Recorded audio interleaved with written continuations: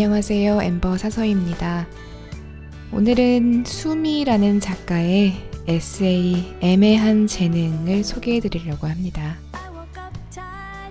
이 책 부제가 무엇이든 될 수 있는, 무엇도 될 수 없는 이에요. 그리고 표지 아래쪽에 또 이렇게도 적혀 있습니다. 계속해도 될까?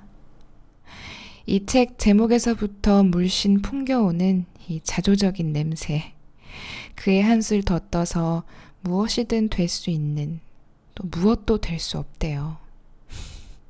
너무 슬프기도 하고 좀 웃기기도 한 말이라 뭔가 공감대를 형성할 수 있을 것 같은 기대감에 이 책을 선택했습니다.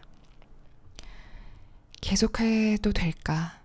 이 질문은 우리가 무언가를 시도하고 그것을 포기하지 않고 계속 이어가고 있을 때 어딘가 멀리서 누군가 내게 물어오는 단골 질문이죠. 물론 난 이 일이 천직이고 아주 잘 해내고 있어 하시는 분들도 있죠. 그런데 그렇지 않은 분들도 분명히 있습니다. 저는 스스로 의심하는 게 나쁘다고 생각하지 않아요. 의심을 한다는 건 어느 정도 객관적인 시점에서 자기를 바라볼 수 있다는 그런 능력을 가진 건데, 그 계기로 더 자신을 알아가고 더 깊은 깨달음을 얻을 수 있다고 믿어요. 이 책의 작가 수미는 창원에 살고 있는 아이 셋 엄마이자 작가입니다.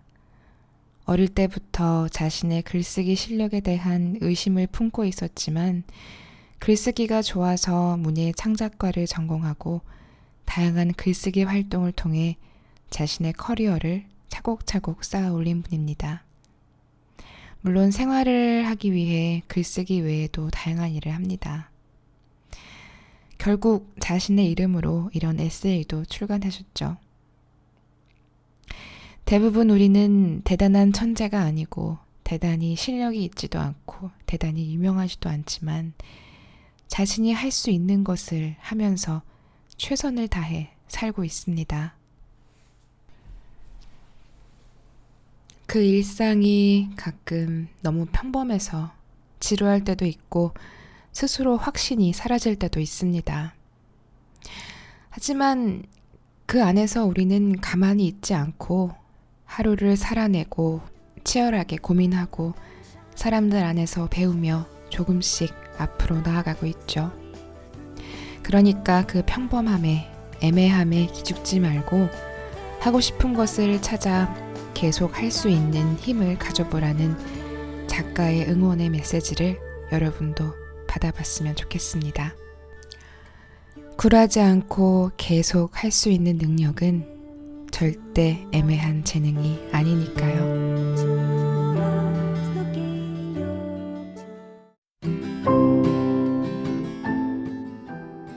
아이가 태어났다. 세상 새 예쁜 년, 세상에 예쁜 아이, 세연이라는 이름을 붙여줬다. 배 위에 놓인 아이의 체온을 느끼는 순간 형용할 수 없는 감정이 밀려왔다. 보람아 하고 태명을 불러주자 마치 미소를 짓는 것만 같은 표정으로 아기가 나를 봤다. 앞으로 고생할 테니 잘 부탁해 하는 무언의 메시지를 보내는 것 같아 웃음이 났다. 조리원에서 몸을 추스르는 동안 읽으려고 가져온 책이 있었다. 박완서 작가의 세상에 예쁜 것이라는 산문집이었다. 가만 보니 딸아이 이름의 뜻과 같았다. 나는 운명처럼 책을 펼쳤다. 1931년 경기 개풍에서 태어난 박완서 작가는 40이 되던 해 소설 나목이 당선되어 등단했다. 40의 등단. 나는 그 부분에 밑줄을 쳤다. 프로필만으로도 위안을 받을 수 있다니. 그 후 오늘날까지 꾸준히 많은 글을 쓸 수 있었던 것은 쓰지 않고 보통으로 평범하게 산 동안이 길었기 때문이기도 했다. 그러나 처음 먹은 마음, 초심은 나도 모르는 나의 깊은 곳에서 우러난 운명 같은 것이었다고 생각한다. 박완서, 세상의 예쁜 것에서. 시큰거리는 손목에 보호대를 차고 며칠 전 꿰맨 회음부가 얼얼해 동그란 도넛 방석에 앉아서 아이에게 젖 먹이러 오라는 수유코를 기다리면서 책을 읽었다. 꾸준히 글을 쓸 수 있었던 것은 평범하게 산 동안이 길었기 때문이라는 문장을 여러 번 곱씹었다. 아이를 낳고 한동안 글을 쓸 수 없을 것이라는 작가로서의 불안과 초조가 지금을 잘 살아내면 다음에 쓸 글이 있을 것이라는 희망으로 아주 천천히 번져나갔다.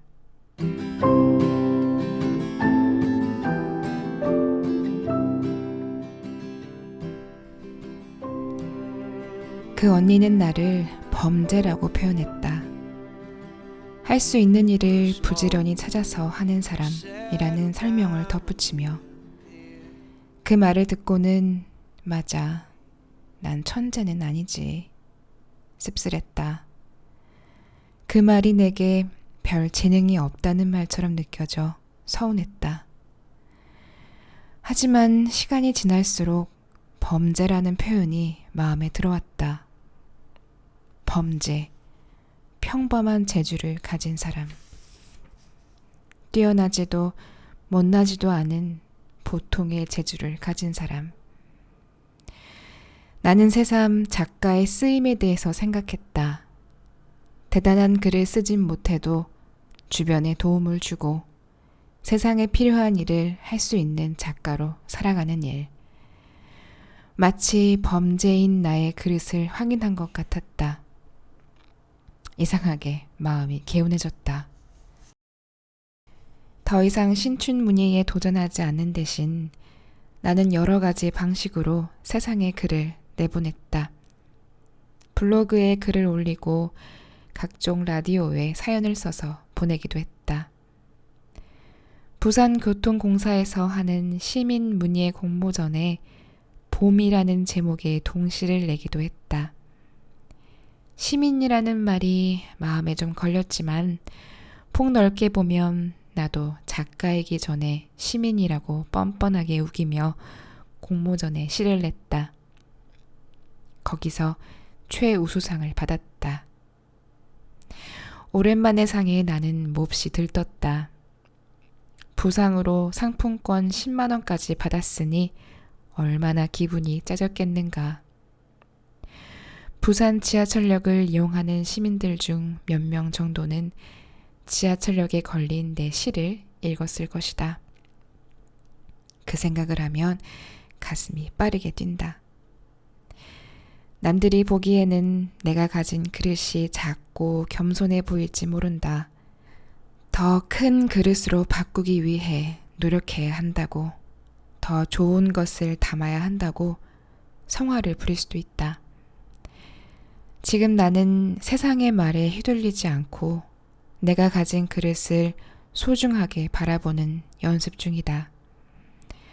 비로소 무언가 되지 못한 사람이라는 시선을 스스로에게서 거둘 수 있게 되기를 바라며, 천재가 아닌 평범한 사람은 자신이 할 수 있는 일을 한다. 그것은 얼마나 분명한 경지인가. 자신이 할 수 있는 일을 찾아서 하는 평범한 사람의 일을 평가절하하지 않았으면 좋겠다. Hey love, you got your heart on your sleeve, but the shirt on your back's a bit small. Hey you, yeah your colors are changing, the